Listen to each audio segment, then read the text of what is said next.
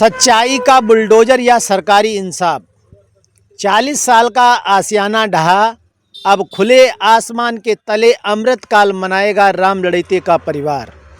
जलालाबाद शाहजहांपुर गर्मियों की तपती दोपहरी में जब बड़े बड़े साहब एसी कमरों में बैठकर गरीब कल्याण की फाइलें सरका रहे होते हैं, ठीक उसी वक्त जमीन पर कानून का राज स्थापित करने के लिए एक शानदार तमाशा होता है।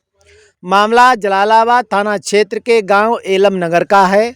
मंगलवार की शाम करीब 4 बजे जब सूरज ढलने की तैयारी में था, ठीक उसी वक्त प्रशासन पूरी शौर्य और वीरता के साथ पुलिस बल और एक अदद चमचमाते हुए पीले बुलडोजर जेसीबी को लेकर राम लड़ैते के कच्चे घर के सामने डटा।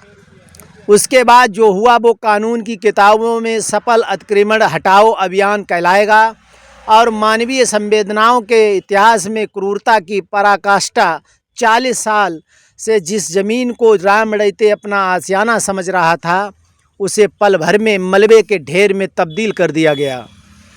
2 झोपड़ियां, कच्चा मकान और एक प्यास बुझाने वाला सरकारी नल, सब कुछ जमींदोज कर दिया गया। पीड़ित राम लड़ैते का रो रो कर बुरा हाल है।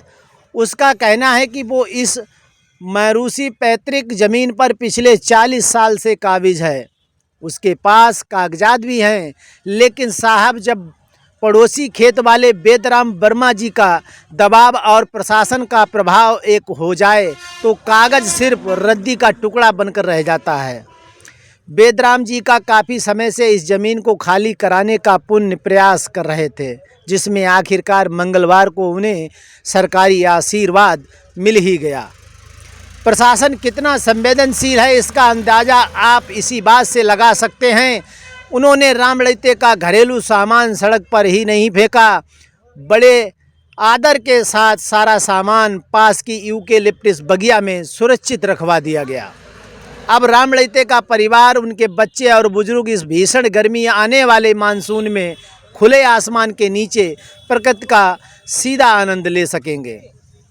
दिलचस्प बात यह भी है कि जिस सरकार डिजिटल इंडिया में हर घर आवास और शौचालय देने का दावा करती है, उस राम लड़ैते को आज एक अदद सरकारी शौचालय या आवास नसीब नहीं हुआ।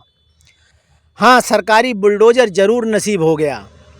जब इस सराहनीय बहादुरी या प्रशासनिक अधिकारियों से बात की गई तो उनका तर्क सुनकर आप भी कानून के आगे नतमस्तक हो जाएंगे।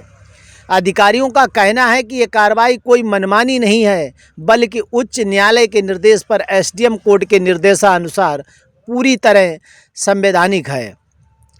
इस बात से पुनर्वास रहने की वैकल्पिक व्यवस्था की तो उसकी कोई ज़रूरत नहीं थी।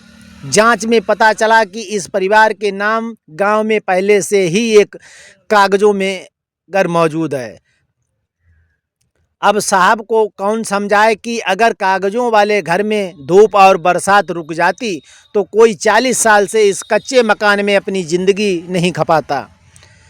फिलहाल एलम नगर का ये गांव परिवार मलबे के ढेर पर बैठकर अपनी किस्मत और सिस्टम की इस अद्भुत पूर्ति को निहार रहा है। बाहरी व्यवस्था बड़े बड़े भूमाफियाओं के सामने जिसकी फाइलें खो जाती हैं, वो एक गरीब की झोपड़ी देखकर कितनी जल्दी एक्शन मोड में आ जाती है। आप देख रहे हैं PK 24 न्यूज़ शाहजहांपुर। जलालाबाद से पंकज यादव की खास रिपोर्ट।